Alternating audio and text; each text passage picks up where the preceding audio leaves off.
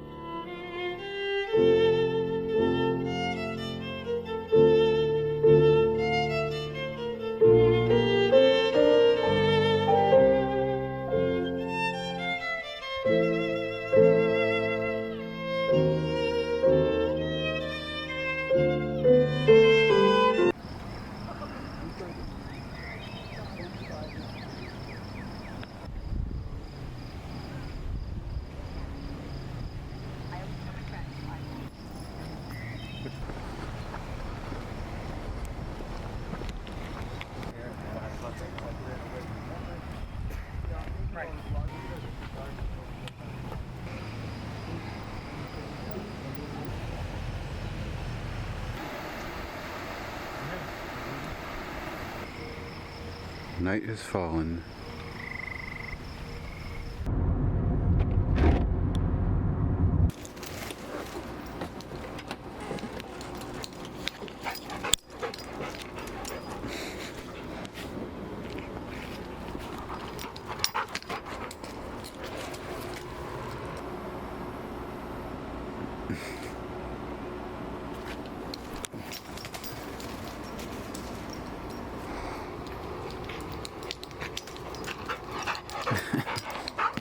Hilarious dog.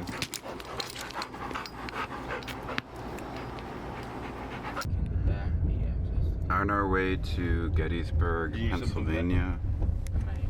Just left. Should be fun. Lee and Davis together. Toledo. He did not believe in offensive warfare when in a small war. Low Austin. Hey. And there would be the wounded. But here they would block the road. No room to maneuver. Continue for half a mile.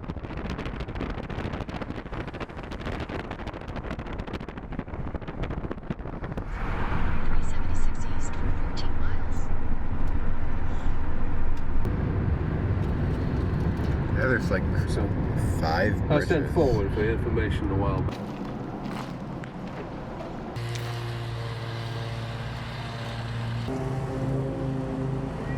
So who crossed here? Lee's army.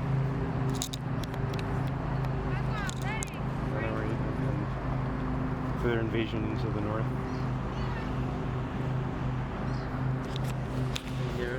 They were already invading the north.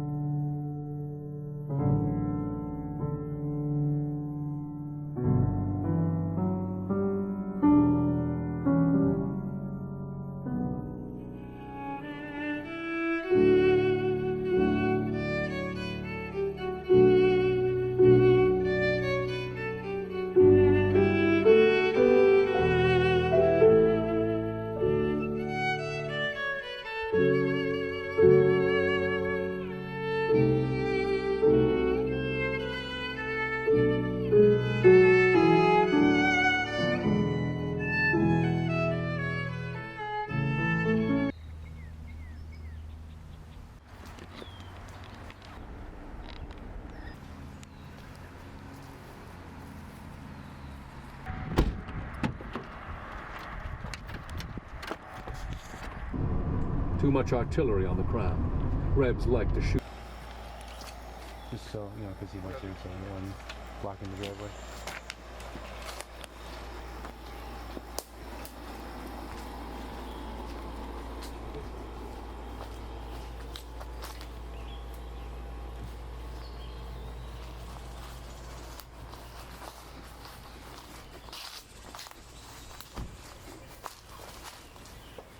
And mellow taste.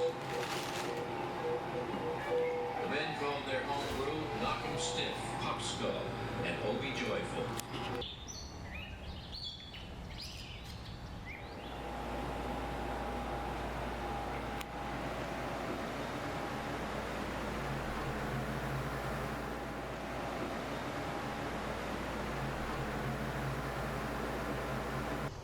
I've never been to Pennsylvania before. This is my first time, but just driving through from Michigan and going through all the hilly areas, it was just so beautiful, and it was humbling because it really kind of made me think that, you know, we're just here on this planet, and nature is much bigger than we are.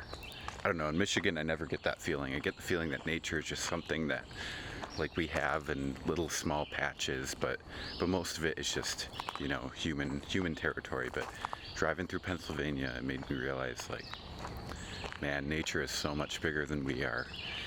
And I knew that, but this, visually, you could really see it. Above their heads or below their feet. They fell left and right. The line rapidly thinned. Some slight motion in the air lifted the smoke, and there was not one of the enemy left standing in our front. There was a long line of blue on the ground, so close together that one could have walked over them as far as their front extended without touching the earth. Okay, you're gonna be a phone, and I'm gonna take a picture of a fox. I'm gonna kill my own. So what is this? This is Devil's Den. So this is right here where these cannons are. So they attacked here and took Devil's Den and pushed Sickles back. And he had extended up to the peach orchard here. And then another brigade went over here to the round top through the tree line up that way. I guess that must be what those monuments are for. Wounded in this area, I suppose, and died.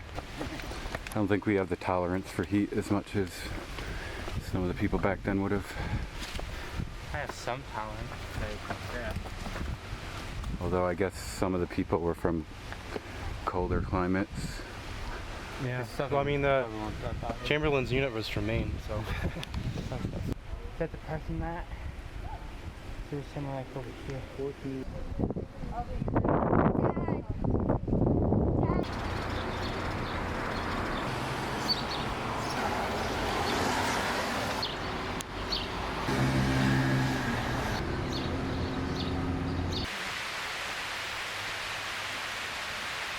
Big round top, heading up now. Round top with you. A little bit winded. Running up this hill. Shortcut to the bottom. Just really can't get a good scope of how big it is. Yeah. Looking back, this is too windy. Easy. But I see down the ledge. Hoo hoo. I feel like it's hard to tell. It's a good drop. It's not. It's pretty good. I think after the initial drop, it continues to go down. But Yeah. wow. On the edge. It's the mini version of Stonehenge. Where's David? Already on his way down? It's right there.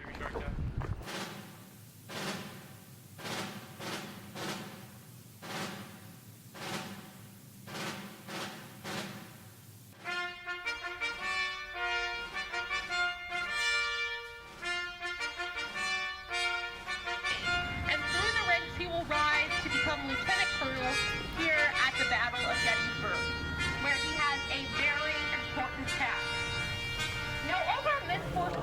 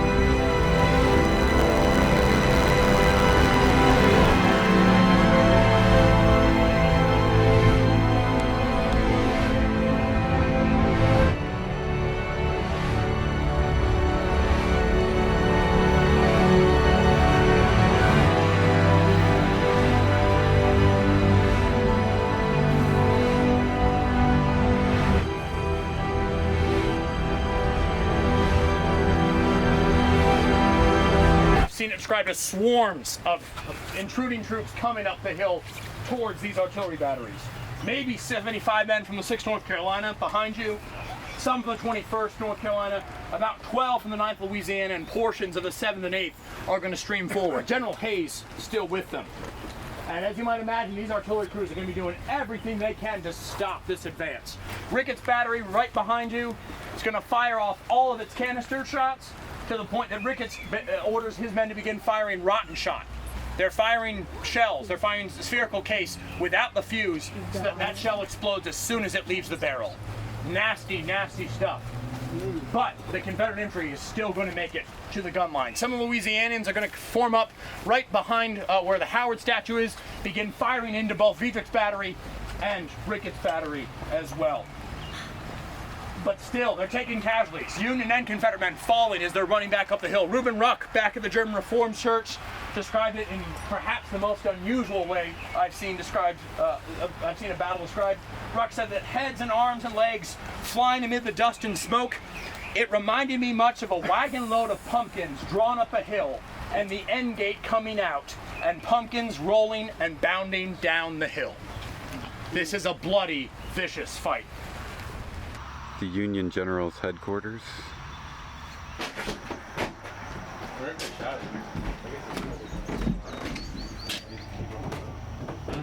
I guess as long as you kept the camera away from the road. Here a new great monument stands and is to be unveiled. Here the blue and the gray fought years ago. Here today the blue and the gray are brothers. The battle was long ago. Today, a theme for the president. Immortal deeds and immortal words have created here at Gettysburg a shrine of American patriotism. Lincoln spoke in solace for all who fought upon this field, and the years have laid their balm upon its wounds. Men who wore the blue and men who wore the gray are here together, a fragment spared by time. All of them we honor, not asking under which flag they fought then, thankful that they stand together under one flag now. A peace memorial commemorates the 75th anniversary of Gettysburg, where brothers fought. And now, today, an everlasting light symbolizes the peace and reunion of the blue and the gray.